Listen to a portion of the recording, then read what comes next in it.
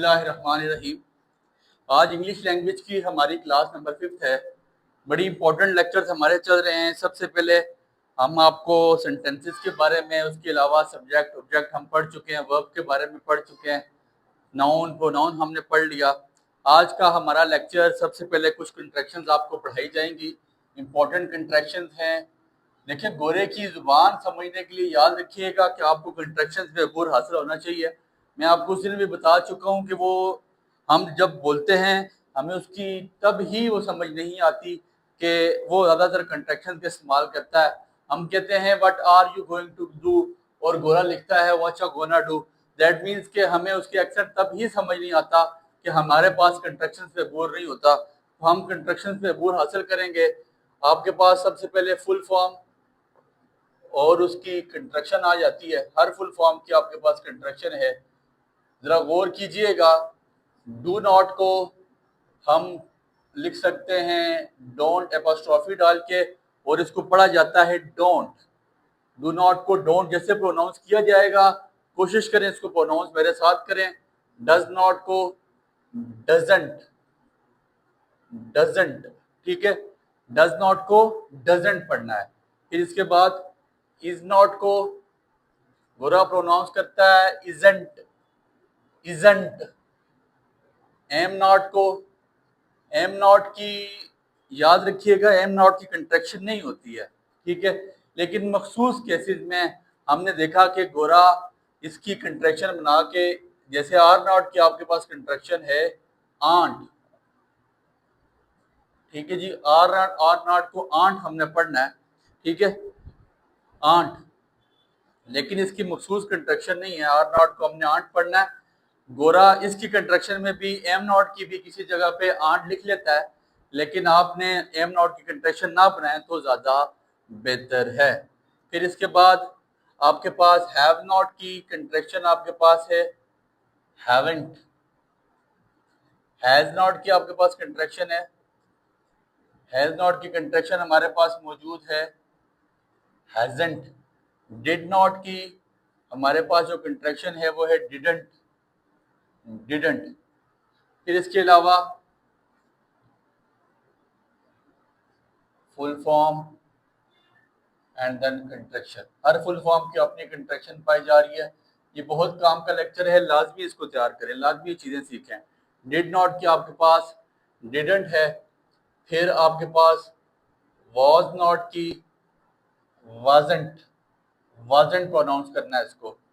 Were not की want, weren't नहीं पढ़ना बच्चे, वंट, ठीक है जी, वंट। हैड नॉट की आपके पास हैडंट, हैडंट। हेड नॉट को आपने क्या पढ़ना है हैडंट। फिर इसके अलावा शेल नॉट, शेल नॉट की कंट्रैक्शन है शांट, शांट। विल नॉट की आपके पास कंट्रैक्शन है विलेट नहीं पढ़ना बच्चे, बहुत लोग गलती करते हैं। इसको हमने प्रोनाउंस करना है वॉन्ट, वांट नहीं, मुंह को गोल करना है वॉन्ट, वांट नहीं, want, want. Will not, want. Should not, should not, should not को हमने पढ़ना है शुडंट। कुड नॉट, ये आपके पास मोडॉल हैं सारे। Could not, couldn't. Can not की कंट्रैक्शन हमारे पास आई कांट, कांट, कांट पढ़ना, I can't believe this, can't, ठीक है। बेसिकली सी आवाज जो निकालता है वो खा, खा की आवाज निकालता है, कांट। मे नॉट की आपके पास कंट्रैक्शन है मे नॉट, माइंट। माइट नॉट की माइट नॉट, माइटनेट, माइटनेट। क्या पढ़ना है इसको मैग्नेट पढ़ना है। वुड नॉट की कंट्रैक्शन आपके पास है वुड नॉट, वुड नॉट की कंट्रैक्शन आपके पास वुडंट है, वुडंट। तकरीबन यही कंट्रैक्शन हैं जो हमारे इसमें इस्तेमाल होती हैं। इसका आप अपने पास स्क्रीनशॉट ले सकते हैं, इसका स्क्रीनशॉट ले लें ताकि इसको रेज करके हम नेक्स्ट चीज़ स्टार्ट करें। बहुत इंपॉर्टेंट चीज़ें हैं, इंतहाई इंपॉर्टेंट है, इस पर वर्क कीजिएगा। इसके बाद हम अपना पार्ट्स ऑफ स्पीच का थोड़ा थोड़ा टच साथ लेके चलते हैं इंशाल्लाह। साथ ही हम इसी में टेंसेस भी स्टार्ट कर देंगे एंड आफ्टर डेट थोड़ा थोड़ा जो है ना हम इस पे कोशिश करते हैं कि स्पीकिंग भी स्टार्ट कर लें साथ साथ। ठीक है, टेंसेस हम इस पे स्टार्ट कर देंगे साथ ही। हमारे पास अब जो चीज़ है वो है आपके पास वर्ब। वर्ब हम पढ़ के आए, वर्ब कहा जाता है फेल, फेल मीन काम। ठीक है जी, वर्ब की डेफिनेशन हमने पढ़ ली थी। It is a word which shows an action और स्टेट। वर्ब क्या चीज है? It is a word which shows an action और स्टेट। वर्ब वो लफ्ज है जो हरकत और हालत को जाहिर करता है। ठीक है जी, एन एक्शन एंड स्टेट। ठीक हो गया, वर्ब वो लफ्ज है जो हरकत और हालत को आपके पास जाहिर करते हैं। हम टाइप्स ऑफ वर्ब पढ़ने जा रहे हैं आज। मोस्ट इंपॉर्टेंट चीजें हैं और फर्स्ट सेकंड इंटरमीडिएट के लेवल पे यहाँ से एक एमसीक्यू लाजमी लाजमी आता है, तो इसको बहुत अच्छी तरह देखिएगा, समझिएगा, गौर कीजिएगा। इन ट्रांजिटिव वर्ब, इन ट्रांजिटिव वर्ब, इन ट्रांजिटिव वर्ब ऐसे वर्ब हैं, मैं लंबी चौड़ी डेफिनेशन नहीं लिखाऊंगा, ऐसे वर्ब हैं जिनको अपने साथ ऑब्जेक्ट की जरूरत नहीं पड़ती, मतलब समझाने के लिए इनको ऑब्जेक्ट की जरूरत नहीं पड़ती। जैसे ही रन्स, वो भागता है। अब जैसे वो भागता है दैट मीन्स के वो जमीन पे ही भाग रहा होगा, ये मुझे लिखने की जरूरत नहीं है। He runs on the ground, वो जमीन पर भागता है, नहीं। रन्स एक ऐसा वर्ब है जो अपने साथ ऑब्जेक्ट की जरूरत बिल्कुल नहीं रखता। मतलब समझाने के लिए सेंटेंस वो होता है जिससे बात समझ आ जाए, समझाने वाला बात दूसरे को समझा सके, उसको जुमला कहते हैं। और रन्स एक ऐसा वर्ब है कि जिसमें अपने साथ इसको ऑब्जेक्ट की जरूरत नहीं पड़ती। ही रन्स, वो भागता है। इट रेन्स, बारिश होती है। इट रेन्स, अब बारिश होना ये नहीं कह सकते it rains from the sky, नहीं, डोंट नीड टू से। ठीक है, ये कहने की जरूरत नहीं है। तो आप क्या कह सकते हैं? इट रेन्स, बारिश होती है, सर आसमान से ही होगी। ठीक है जी।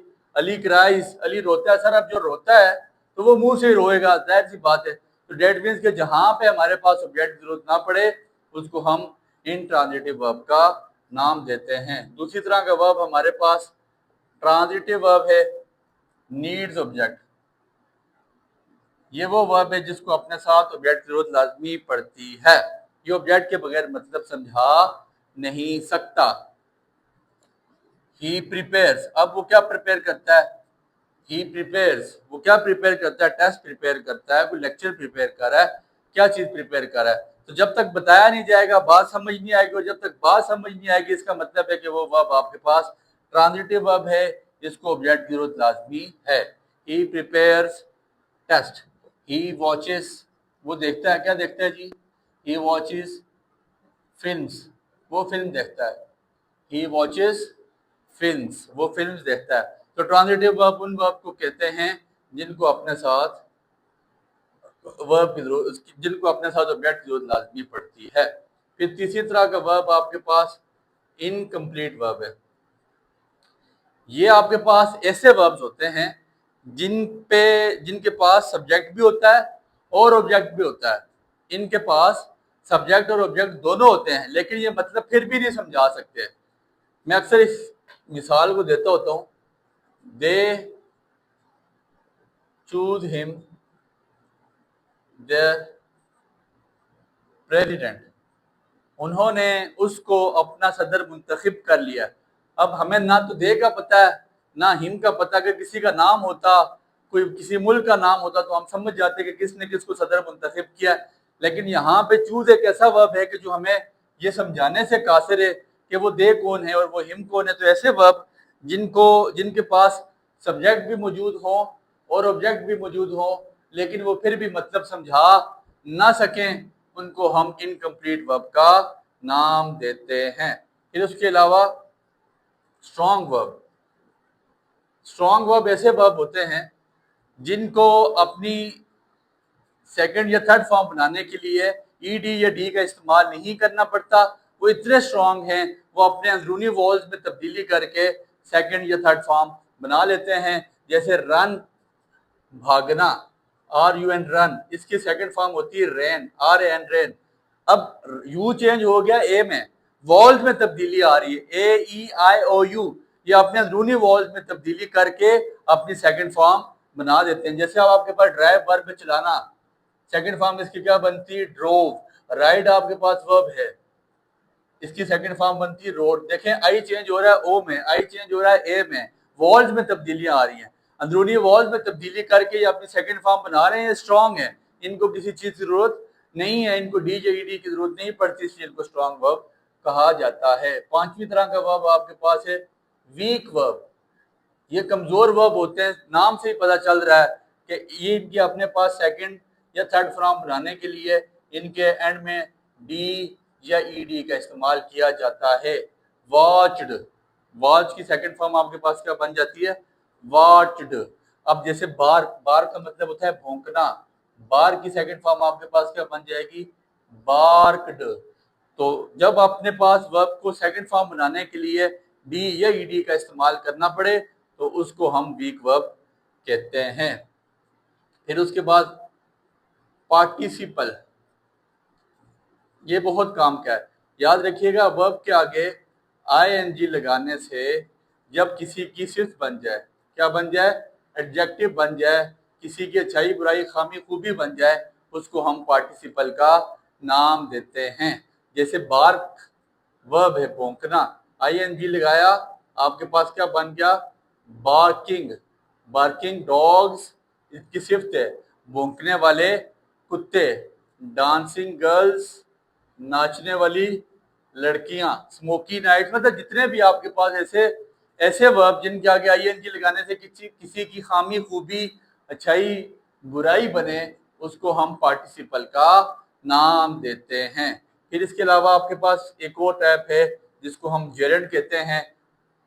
जब हम वर्ब के आगे आईएनजी लगाएं, वर्ब के आगे आईएनजी लगाने से किसी का नाम बन जाए, नाउन बन जाए, उसको हम जेरेंड का नाम देते हैं। जैसे ड्राइव, ड्राइव चलाना होता है, ड्राइव के साथ आईएनजी लगाने से हमारे पास क्या बन जाता है?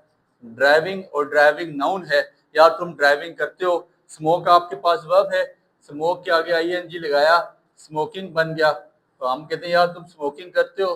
दैट मीन्स किसी चीज का हम नाम लेते हैं। जब भाई ये कॉमन सी पहचान याद रखें, जब वर्ब के आगे आईएनजी लगाएं, किसी की सिफ्त बन जाए, खामी खूबी बन जाए, उसको पार्टिसिपल बोल दें।